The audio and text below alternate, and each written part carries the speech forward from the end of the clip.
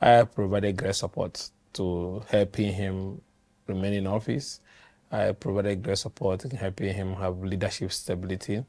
I helped him so greatly with my contact for him to be where he is. And there is no personal problem between me and him.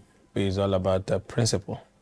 He has started deviating from those principles that brought us together, which over the years he made all of us believe that he was fighting for democracy, rule of law, and sacred principle of governance. But all I can see is a man who is desperate for political power and the privileges that goes with it. And they do not expect me to follow them, to be jumping around, looking for one leg in PDP and one leg in APC. There are certain things that Nigerians know me, I cannot be involved in. I'm a committed party man and I'm a committed Democrat. And I've asked one question, and I've always asked him, I said, you have a government today. You produce, according to what he said, he bought nomination form for everybody 100%. Then you nominated the House of Assembly candidate, you nominated the entire local government chairman, you nominated even the governor and the deputy governor, you nominated the commissioners, which you saw when they were resigning based on his alleged instructions, and when they went back again and all that. The commissioners never hid the fact that they're loyal to only him and no other person, and to them there's no governor. So you put all the commissioner of finance, accountant general, works, the major things that makes government work. You produce the leadership of the state assembly, the leadership of the local government are gone. You, before you left, which you saw on TV, you awarded multi-billion naira projects, or most of the major projects were awarded to Julius Berger and other companies. Now, this governor actually produced the House of Rep people and the senators. I don't think there's anybody that have had that kind of massive record. So if that is the case, in that case, you own the government 100%. I've asked one question which he has not answered.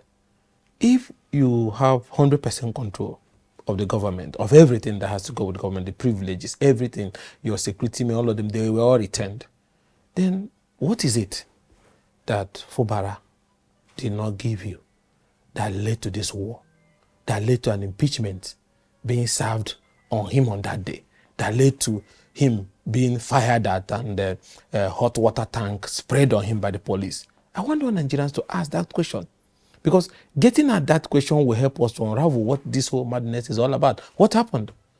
Because even as Waju, with all his political maverick style, doesn't control Lagos 100%. They share it among the key stakeholders you have in the GSC, or what they call that group.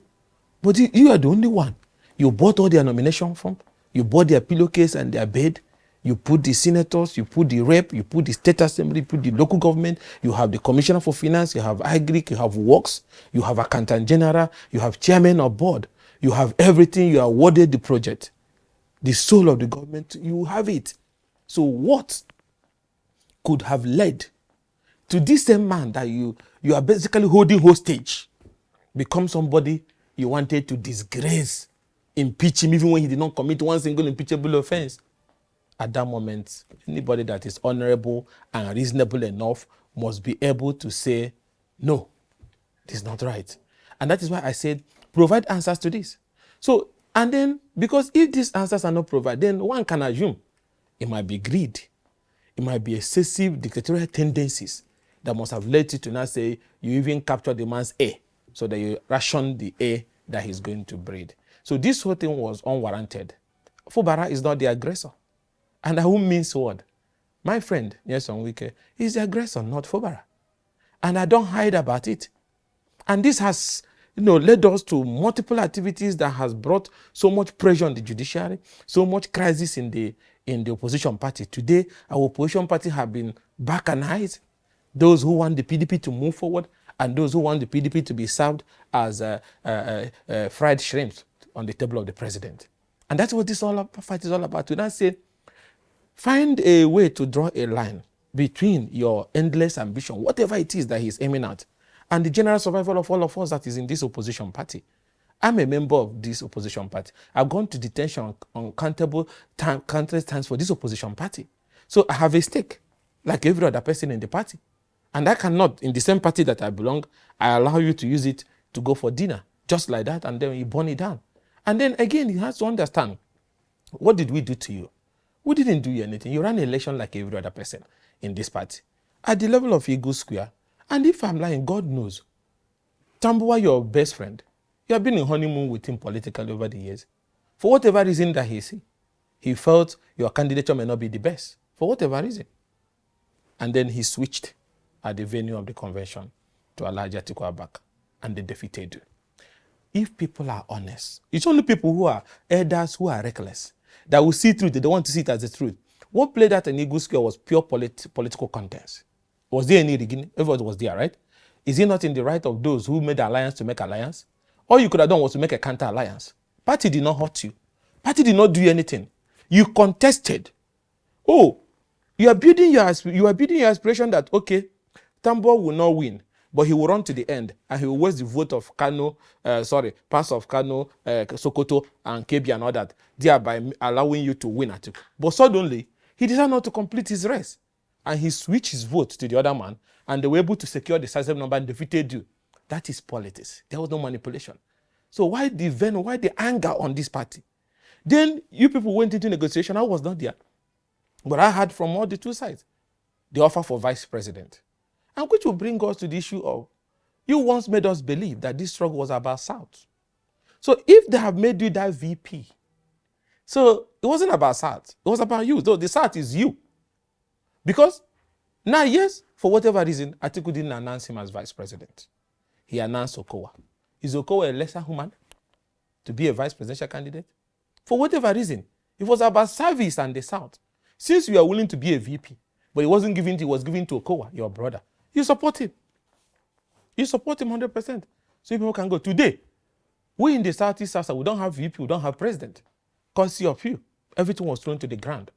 So character, measuring character is also important, because now we begin to realize from the beginning, you brought shade. Because when people say he contributed so much, no, he didn't contribute more than some of us. We all contributed. Everybody contributed. Because the question I will ask you, what did you actually save us from? You saved us from the fire you put. So when a man puts fire in his bedroom and he gets an extinguisher to take it out, we'll hail him as a great man. You brought Sheriff single-handedly. Some of us had reservation about it because of his past in AMPP. Who started quarreling with Sheriff when they were shooting canisters in Port Harcourt at the convention? You. It ended in commotion, remember? We all went to court. Part of that court I went. I was the one that secured it. I went to court. I secured the injunction, the court judgment that nullified Sheriff chairmanship and quest to hold on to power. I have stake. I know this journey very well. So you led us into that crisis. Then at the end of the day, party was polarized. Crisis everywhere. We managed to survive that era. We brought the caretaker then that navigated us to the convention. Who insisted on the zoning coming to our side? Who insisted on secondaries? Yes, Nwike. He did. Nobody could make any input. He brought secondaries.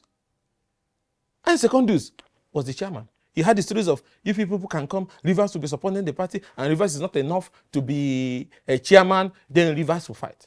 Even the venue of the convention issue that must be in Port Harcourt, he blackmailed everybody into accepting that if he can't hold in Port Harcourt, he can't hold anywhere. He gave you secondaries. Now, who started war with secondaries? Yes, Nwike. It's not our war. It was his war. Where did they get the court order to throw secondaries out? From one village court, somewhere in that Port Harcourt. The party respected that. You threw him out. Who went to go and bring Iyochai? Him. He brought Iyochai. He was so happy. He crowned him with other people like Ikpazu and the Ugwanya and the Ottoman and all those people. Maybe somebody think that Ayu, coming from many years of being in political sabbatical, will cling to them and dash them to ticket. We didn't even know they wanted to be president, because I asked him. He said never said he wanted to be president. He wants to be the party. You threw us from that crisis into Ayu. Along the line, you fall out with Ayu. You insisted that Ayu must go. Was it not him? He ignited the crisis. Secondus was in court. Ayu was in court. Everywhere was in crisis. Factions in every part of the party. In Edo, he has Danobi, them creating crisis. In Cross River, he has Sandiomo, them creating crisis. There's no part of Nigeria that didn't have faction. In Ekiti, he has Fayoshe them. One man against one political party in pursuit of an ambition that we later realize it was about him to be president or vice president. So in all these things, you still went to the convention. I fought for him. But truth, if you're a Democrat, he was defeated. To God who made me. We lost. He was defeated. So at the end of the day, he didn't become vice president. But he made us believe that it was about Southern agenda. There was no Southern agenda. Because as long as you are willing to be a vice president, it was all about you.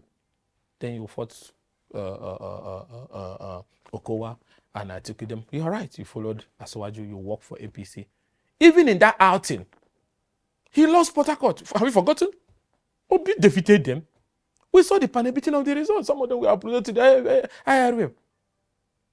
So even this whole magic people said he was going to bring to Asiwaju, there was no magic he brought to Asiwaju. Asiwaju victory never came from Port Harcourt. It came from other parts of the country. Obi them still wiped them out in Port Harcourt. And they were struggling to hang on to that little vote they were able to panel beat out.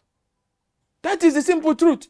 But the only problem is that because over the years people have associated with him or maybe benefited from him or whatever, they cannot look him in the eyes and tell him the truth. Some of them elders, enough to be my father. But they can't. I was not raised like that. I was not raised like that.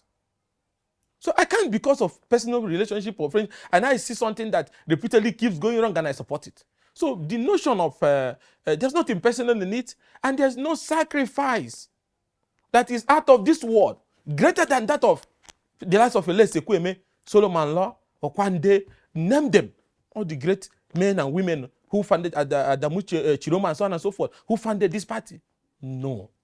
Some Wike's contribution is not bigger than that. So the values those people left, those crop of people that came in the era of Wike has burnt it down.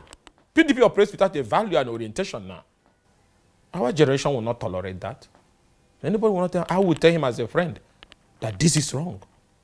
And this fight has gone now to rivers where they are turning into a playground. Now let me tell you why I said this is personal. It's not about Tinubu, it's not about Fubara. It's personal, it's one man. You came here, amended the law and said people cannot campaign in public school. Have you forgotten the law in rivers? You need to understand the man we're talking about. It's personal. If anybody cannot, I always tell him. And that's why he doesn't like me. Even in the last days of our relationship, one of the key issues, he doesn't like the way I talk to him because he expects me to worship him like other people. I can't. My father raised me very well. Some because I can eat 3 times in a day, consider myself a billionaire. Well, why are you so much interested? So hold on, let me finish. You amended the law that people cannot campaign. Today, you left office, you suddenly changed the law with these sack lawmakers. You made the law that contractors can be mobilized almost over 50% or thereabout. You left office, you turn around and change the law that it shouldn't be more than 10%. You made the local government law. You conducted that election for 3 years. Then when you're about to leave, you change the local government law that they can remain in office pending whenever. Do you, as a Nigerian, think that is this an improvement in our democracy? Is this the legacy we should leave for our children? This era has been known for, restlessness, commotion, confusion. That is his contribution. He doesn't contribute more than me and other people in the party. And look at the history of everybody that have helped him. Today he's quarreling with IKENGA. I helped him greatly, as anybody. Now, you're not in good terms with others. You're not in good terms with Mbata, who was the first person to recommend you to even become a local government chairman. You're not in good terms with the man who sustained you in that government and encouraged you and protected you, Rotimi Amechi. Ask all these people. You're not in good terms with Omeha. You're not in good terms with Fubara. You're not in good terms with Secondus. You're not in good terms with Alimu the Sheriff. You're not in good terms with Yachuai. You're not in good terms with Atiku. You're not in good terms with Okowa. Only those that shine your shoe and sit every evening with you, those are the ones that you'll be in good terms, who sing hallelujah for you. So the point I'm trying to make is that there's nothing so special about Rivers. It is about the personality of the man, that he wants to instill this culture of he can do it the way he likes, he can shake anybody he likes, he can bring commotion anytime he likes, he can do anything he likes, and that nobody can talk to him, nobody can tell him to stop. Our generation will not want that. We will not tolerate that. What he's doing is affecting our party. That is the interest. The fight is there. Is the reason why we're not moving forward here. We have a political party that is dead, led by a man that has no capacity. I have said it many times. We had an agreement and said, some of the governors called me and appealed to me. I said, okay, because we love the party. I said, no problem. We turned our back. They went in their usual way. Bring ex parte injunction that Damago should remain in office. So you need to understand why it is connected. You can't separate Rivers from the whole thing that is going on. That he should remain in office. After we agreed that they will go by August, so that North Central can take their rightful position. As we're still battling with that, they shifted it to August, September. They obtained an injunction. Even the Rivers list, which is also part of the reason why they want to keep the national chairman, so that national chairman will continue to give them what they want in Rivers. So they will hold the APC structure, hold PDP structure. That is the greatest combination I've ever seen in Nigeria since 1960. No man has done that. But he is pursuing that. Where would that lead him to? You will hold the entire APC structure which Tinubu they have given him against genuine APC member who suffered there. He is struggling for PDP structure. One man, he will put candidate in both ends and he will win. Playing God all the time. So it's not about Rivers, it's about this whole thing is connected, because in order to perfect what they are doing in Rivers, they will need to capture Abuja, the soul of our party. And that is why the national leadership of the party looked at a list that is led by members of APC and approved it in the middle of the night as caretaker for our party in Rivers and Cross River and other places. And now you want to throw our governor out who didn't do anything to you. Democracy is about the people. It's about, unless you're saying that Rivers people are foolish people, which I think they are not. So their vote did not count. It was only you. It wasn't only you. One man cannot make democracy. It's government of the people, for the people, and by the people. It's not his property. And if anybody that say he wants Nigeria to move forward sees back and said, because he put Fubara in office, so therefore the key to governance of Rivers should be delivered to him. I ask you, is that improvement in democracy? Is this how New York was built? Is this how London was built? Is this how Dubai was built? That those who finish their term and go, those after them surrenders the key to them. Who did he surrender his own key to? He was the king of all kings. Now it was time for you to step down. You still want to be king even while you are out. And they said the only reason why you should be giving that key to the governance of the state is because he helped him to come to office, because people in Rivers does not matter. They don't exist. They are dummies. You are the only one that owns that state. Were you there? Were you the one who fought for the creation of that state? Odile has ruled that state. Left. Not everything went the way he wanted. Amechi has gone. Omeha has gone. But you will not go. From your own time, you will create what Aswaju built in Lagos. Even that one has some semblance of democracy with the GSC people that contribute. But this one will be only you. We say it's wrong. I'm a member of the People's Democratic Party. Edo, Rivers, Bayelsa, Delta, Akwa Ibom, they are part of the heartbeat of our party. Any attack there, you'll be rest assured that as a defender of our party interest, I'll be in the front against that person. So the entire opposition family, that's why we're also intervening in Kano, where we believe that it's high time that the president calls his forces to order in Kano before they burn down our democracy with what is happening in Kano. Because we want democracy to survive. We don't want the level of hardship and economic pain in the country is so much that any violent uprising from any of these axes can throw this country to uncontrollable crisis. We now have a repeat of the 60s and the 83s, where constitutional governance collapsed because people at the federal center were using the police and the judiciary interfering in those states, and the thing blew up. We don't want that to happen. That's why we're saying stop them, because none of them, both the actors in Kano and the actors in Rivers, is fighting for Tinubu. They are fighting for political power. They are fighting to regain their political control and interest for advancement of their personal interest. There's nothing Rivers in it. If it's about Rivers, why are you changing the procurement law from over 50% to 10% so that the governor cannot mobilize contractor? If it's about Rivers, why are you changing the laws about the public use of public institution? Why are you extending the tenure of local government chairmen beyond their constitutional 3-year term? Why are you serving an impeachment to somebody who has not committed any impeachable offenses? All his commissioners were chosen by you. Everything in that government was chosen by you. The structure with which the government was running was chosen by you. The contract that was existing where he came was you. So what offense has he committed? So that is the reason why we intervene. There's nothing personal. If tomorrow Fubara turns to behave like him, you'll be rest assured I'll be the first person to call him to order. I'll be the first person. Now, it's not about River State now we're talking about on this issue. The impact of a House of Assembly that has a legitimate issue, that the members have been sacked by virtue of their illegal decampment from the PDP to APC, sitting in a 2-bedroom in Emuha, and saying that they have amended a local government law that elected local government that have a definite timeline of 3 years cannot continue in office. You now say, pause it there. Why do I say possible? It means that one day, the House of Assembly of a state can extend the tenure of a governor under one stupid reason. Then the National Assembly can also wake up one day and under a flimsy excuse extend the tenure of the president. That in democracy, time limit, tenure limit is sacred, it's sacrosanct. You don't go near it. Except like the nation state is at war. Everybody's dying today. If not, you don't go there. Or else you're going to create autocratic leader out of that situation. You don't do that. And that is why Anna said, first of all, there's even no extension. And I need to educate them. The so-called illegal amendment that they did said by a resolution. As of the midnight that their tenure expired 17 June or thereabouts, the House of Assembly was not existing, and neither did the House of Assembly, even their illegal sitting, there was no illegal sitting to have said they have passed a resolution to have extended their tenure.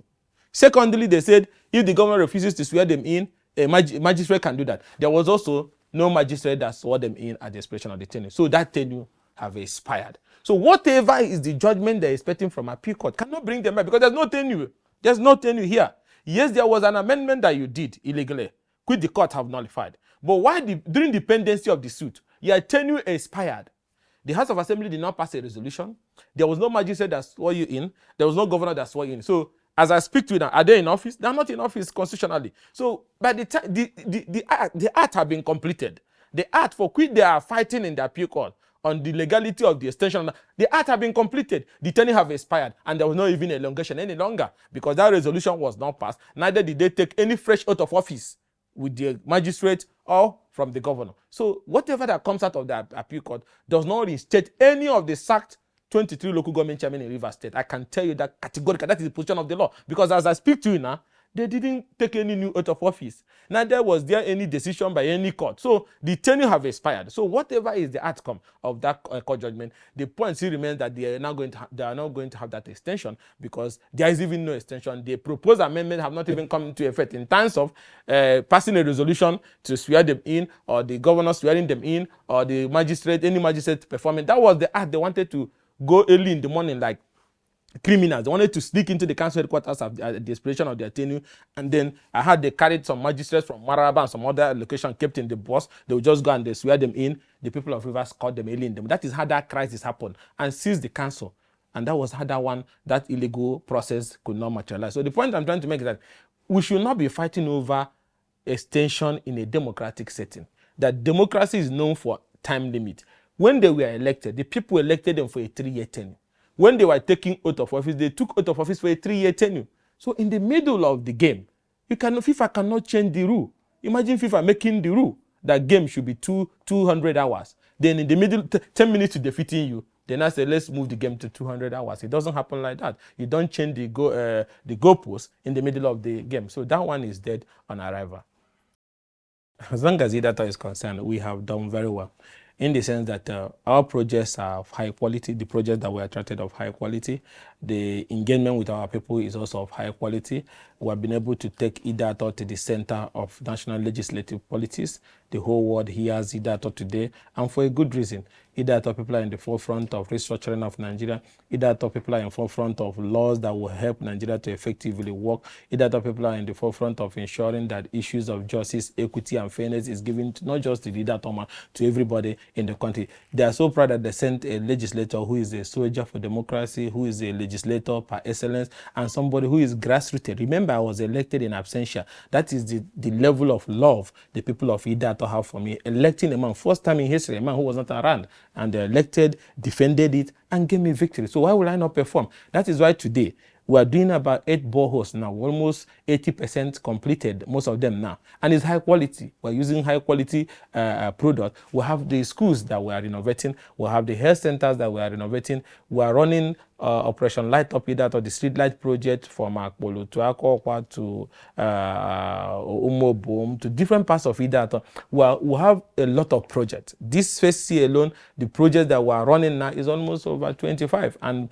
by the time we get to end of this year, you see most of them will be published so that people can see it, and we'll go to the locations as we commission most of them. Even though we want to do commission every 2 years so that those projects can run and people can see that those projects are working for almost a year before we go to commission evaluation so that people can see that it's of high quality. So in terms of effective representation, I have given them good one. In terms of attracting project, very fantastic. One of the big challenges our people have today is Umuchima Gully erosion, which was a mistake caused by past leaders, especially our brother who was governor, who without doing environmental impact assessment went and opened the road and the water ran down to the river and knocked off the bridge, and everything was totally destroyed. As I speak to you now, Umuchima communities are at the verge of being wiped out because of that single mistake. And it's so painful that executive is supposed to provide this infrastructure, but at the local government level is not existing. The two local governments is not functioning.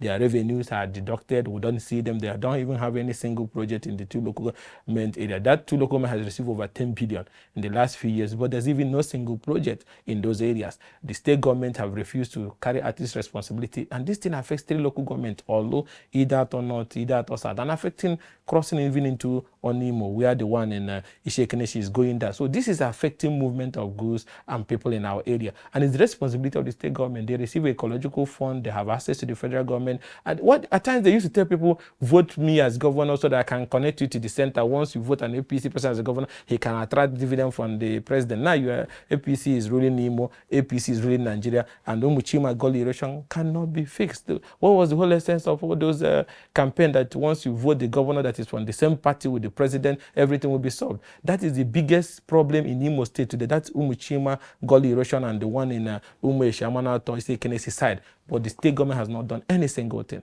Federal government has also not done anything. But we have fought using our instrument of legislative relationship, fought, and these things have been included in the budget. One of the biggest problems we have today is funding for the project. It is the biggest problem. I spoke with the works minister, that was 2 days ago. The only thing he's complaining is fund. And now, this is the area where those that say they own the government, that are in ruling government, comes in, get funding for the project. Even if the state, you don't want to do it because you feel you're putting so much money there, people will not see the impact of what you're doing, then use your relationship since you're very close to the president and get it. If I'm in the executive, of course, you should know that I would have made that Umuchima Gully erosion the first and only priority that I need to fix before any other thing, because lives are being lost, properties are washing away, farmlands, everything is going away. So we're doing our best. We're putting pressure to see how we can generate funding. Even the appropriation made in the first budget, which is a little above 2 billion, is not even enough to do anything because the damage there has gone into tens of billions. That we have worked with some of the stakeholders to get right costing for that area, and we're tracking it, and it has gone through the Federal Executive Council. Very soon, they have assured us that they will find a way to raise money to do the project. So I urge our people to continue to have patience. It's a mistake that our former leaders have done. Both the former governor did that and the former rep people. They were all the ones that were in government. They were approving money, putting in projects that were not sustainable. But the road that leads to their homes, where those who were in government then, they didn't even do anything. And that is the same thing now with the current governor, whose wife comes from the area. I say, even if you don't like either of people, even if you don't like IKENGA, because I don't want you to like me anyway. So even if you don't like me, you don't like our people, why not do the road so that your wife can have glory and honor to go to her father's place? The father was a former local government chairman there, but no single thing was done on that project. So it's not even about me, it's about what does people consider priority. And you have people from our place who are singing their praises. Tell them, are you getting me? Just give you a road to go home. Our people are going through the bush to go home now. People park their car in Olu to go home because there's no place to cross. And it's so bad. So I'm telling them, it's not about me. The primary responsibility of government is the welfare of the people. Fix the Umuchima Gully erosion, because that is why you were elected. But if you cannot do something, then you step aside for people who have the capacity to administer justice to every part of the state to come on board. So we'll keep pleading to the state government and the federal government to do the needful. It's their responsibility. And that's why you were elected. It's not a favor. That's why we pay you those big money and give you those opportunities as governors and all this president. Get the place to be fixed. They have people from APC, National Executive Committee from that area. The road is in bad shape. They have the governor's wife from that junction there. The road is in bad shape. They have the governor from the same Olu zone. The road is in bad shape. They have all sorts of people. They have ministers from the same Olu zone. But the place is in bad shape. So if not because of the advocacy I have been championing in the last 1 year with few other people, that place will not even gotten any single attention. But there's limit to what a lawmaker can do when it has to do with infrastructure development, because I cannot do infrastructure development. I can only plead, I can only lobby, I can only seek to attract. But funding and award of contract and everything that has to do with capital project is 100% the responsibility of the executive. And the executive at the local government, at the state, and at the national is failing our people. And it's very painful because time is running out. Our communities are going to be wiped out completely if something is not done happen in the next few months. Like I said before, we applied brake when people said, let's not overheat the polity. Let's wait, this matter will be resolved by August. But it's unfortunate that we went back in the middle of the night. They shifted the transition to September. And not only that, they have also gone to court to secure an injunction that Damago can continue to remain in office illegally. Because of that, we are resuming the battle. We are going to go back to court. We're going to go back to court of public opinion. We're going to mobilize stakeholders to insist that the right thing should be done. Let me tell you, it's not about me. Anybody in this party who is keeping quiet because he's benefiting from any of the key actors in this whole crash, you remember that once the party is weakened nationally, there's no national leadership and strength. That on the day of election, you don't have people that, because most times you run election, you run with your president and governor and all that. If the party is decimated and it doesn't have the weight again, you're not going to win. The APC is going to overrun you in their local area. There's only one man who has benefited in this whole crisis, who is trying to secure his position. It's just on weekend. Why do I say that? They have dashed him APC structure. It's people that are holding APC. He's also struggling for PDP structure, and Damagu is willing to dash him the PDP structure. So he's the only one. So why are you following him? Because on the day of election, he wants to collect APC. If you allow him to, he wants to collect PDP. But you that is following him in Sokoto, Katsina, Zamfara, Imo, have they given you the APC structure in your place so they can hold APC and hold PDP? So on that day, you stand alone and you'll be massacred politically. And that is why I said people should leave personal interest and personal affiliation and understand that a country without a strong opposition is always in trouble, because opposition views helps to deepen what the ruling government is doing. So at times, ruling government learns from what opposition is doing. When there's active opposition, there's something the president may not know. Opposition may discover it and say, the president will even go to know that, oh, this is what his people is doing in that angle, and deal with that issue. So, but when you don't have an opposition, then the country is as good as dead. And I don't think Aswaju even want a country without opposition, because he rose from the same opposition struggle, building it from AC, single party, to ACN, to the mega alliance that defeated us. And that's why I tell those people who are either scared or sitting on the fence, even the Aswaju you are following will see you less political. What do I mean by that? He will feel that you people are jokers, because when he was in opposition, he damned Obasanjo, he damned Jonathan, he mobilized his people, he built a mega alliance. Then you now is following him, and the only reason and the only way you can get into his political bed is to tell him, okay, let me go and destroy my own party. Let me go and destroy my own party so that you can allow me and I continue. So he makes them political kids. They don't know what they want. You can work for anybody you want. You can make political alliance, but there's what is called dignity in politics, and that dignity has to do with your political party is your political party. You need to build it as an institution. There's an institution. Imagine those who founded this party. Imagine the way they used to do MPN and MPP. Imagine MPP, Azikiwe them and their group, and those in MPN, Ekweme them. You now see Ekweme running around like Wike into MPP parlor. Those people cannot, nobody can do that kind of thing. So I'm asking them, where are they learning this thing they are doing now? Our forefathers never did any of this thing. And like I told you, just imagine MPP leaders, Mbakwe, Jinwo Bodo them. You see them as governors. They are running after Ekweme and Shagari every night, telling you that, oh, Shagari is the godsend. He will rule forever, even though I'm an MPP member. They will kick you out of that party. Sure, leaders and owners of that party will slap hell out of you. You can't even come to their meeting. But in this one, they dance that Atlanta. Oh, PDP will bury it. And they come to PDP meeting shamelessly and sit down. And nobody could kick them out of the place. And that's one of the things that gets me irritated about them. I said, there's nothing that deserve them to be respected, because what they're teaching our children is dangerous. If we're going to bomb political, children that will not learn that kind of style of politics, then democracy and good governance is compromised, and it's not the right. And that's why I say we'll continue to push the frontiers to ensure that our party is rescued, reformed, rebuilt, and then be able to use as a platform to set an agenda that can bring competitive policies that will enhance governance in the country. We cannot improve on governance when we have not even improved on party administration, when we don't even have a party, when we don't even have an agenda, when we don't even have political morality. So how can men who doesn't have political morality and agenda be able to give you road and water? Because it's the same principle that guides what they are doing as opposition leaders that will guide what they will do when they capture political power or win political power. So I can assure you that we're not going to relent. There's nothing they can do that can stop our voice.